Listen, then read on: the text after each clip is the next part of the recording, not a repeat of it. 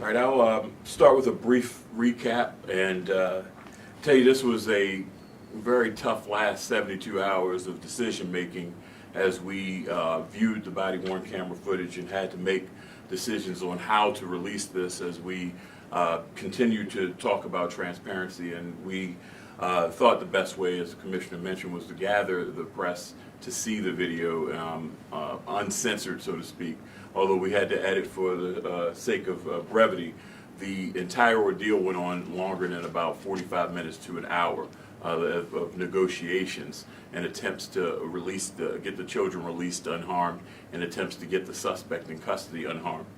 This event started on Friday morning, March 24th at about 6:45 in the morning, where a 39-year-old male who is a relative of the family in that home on Fulton Street was allowed to stay over.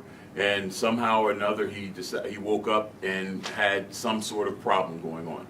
That problem has not yet been determined conclusively to be drugs, but that was what was suspected. We had that information. He was armed with a large kitchen knife, which we share pictures of with you, and he chased some of the residents out of the house.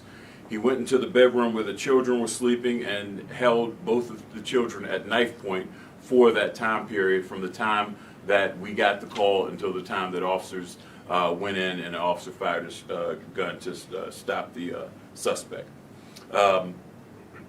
Obviously, our focus the entire time was on the 4-year-old and the 1-year-old, who again were in the midst of harm's way of no doing of themselves. And notifications were made immediately, and our SWAT team and negotiators were able to get there in a pretty quick time frame. We were inside the house, and to describe a little bit more what the Commissioner was mentioning about a hostage barricade situation, a barricade doesn't have to be something physical that you see. There was a barrier of presence where he wasn't allowing our officers to get any closer to him, and each time they tried to, he would make threats to push them back. This again went on, and there were a lot of comments being made, the knife being placed in several different positions on the young children during this entire ordeal. Some of the obvious questions that I think came up Friday and have persisted since then by some: is this a less lethal option in a situation like this? No, this is not a less lethal option. If we fire a taser at this man and it doesn't work, he can stab and kill one of those children right then and there. And the same thing goes with a beanbag shotgun. So in situations where deadly force is actively being used, deadly force is the option that the officers have to use. And we're not talking about a situation where it's solely the suspect and the officer. We're talking about the suspect and 2 individuals. And those 2 individuals happen to be a 1-year-old and a 4-year-old. The officer who fired the shot is a 14-year member of the SWAT team and has been in SWAT since 2009. As the Commissioner mentioned, we had over 7 or 8 body cameras on scene, a variety of patrol officers and SWAT officers with those body-worn cameras on. Again, we have to make these tough decisions, and as you guys know from listening to this, and as the Commissioner said, we don't want to leave this social media imprint of a 1-year-old and a 4-year-old to Google themselves years from now, to hear themselves screaming and crying endlessly. I mean, I have a 4-year-old son of my own, and to watch this and listen to this over and over and over again, and hearing that child scream for his daddy, hearing the young lady scream for her daddy, screaming in absolute fear, it was just gut-wrenching to all of us who are parents. And some of those who don't have kids don't understand the feeling and the gravity of a situation like this. But for anyone with kids, our intent was to protect you from ever having to hear something like this.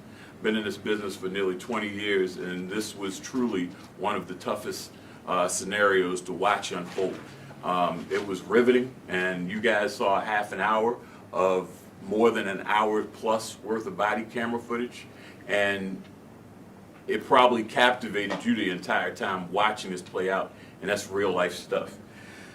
So it was very, very tough for us, but we want to balance that emotional toughness and separate that with public disclosure in scenarios like this. So we thought the best case scenario was to invite you guys in.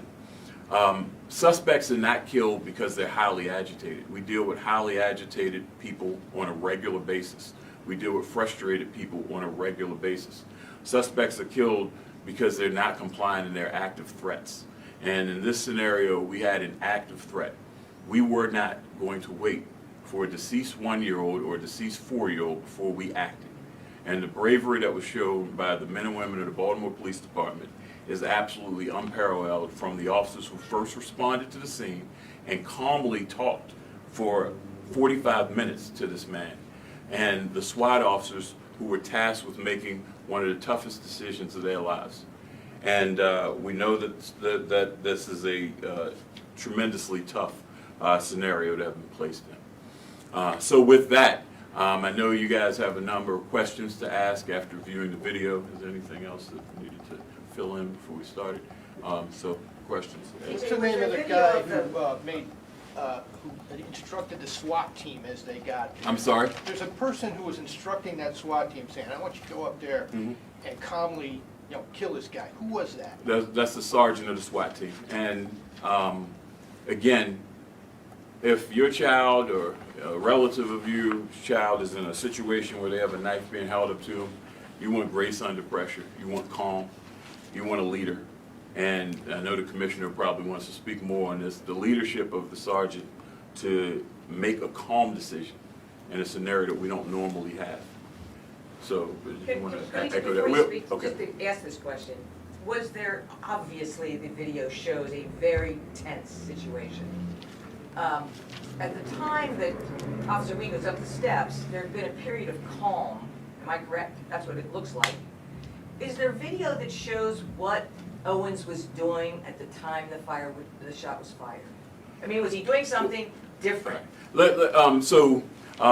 And for people watching, and just so I can make it descriptive for people watching, the question from Ed Erickson, the city paper, was who was the sergeant who gave the command to an officer to go upstairs and kill the suspect.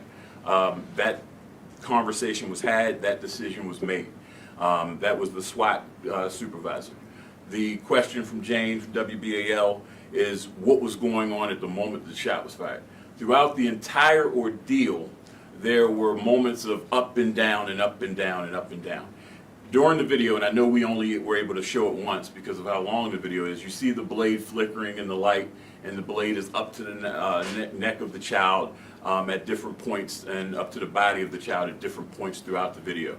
As the video got to its dramatic climax, so to speak, there was a period of calm before there was more agitation, and there was a point of dialogue, or attempted dialogue, as the SWAT members made entry upstairs and tried to talk him out, and he said he wasn't coming out and used some of the words of, "You have to execute me." So there were some ebbs and flows in his demeanor, but as you can see throughout that entire time, it was up and down, up and down.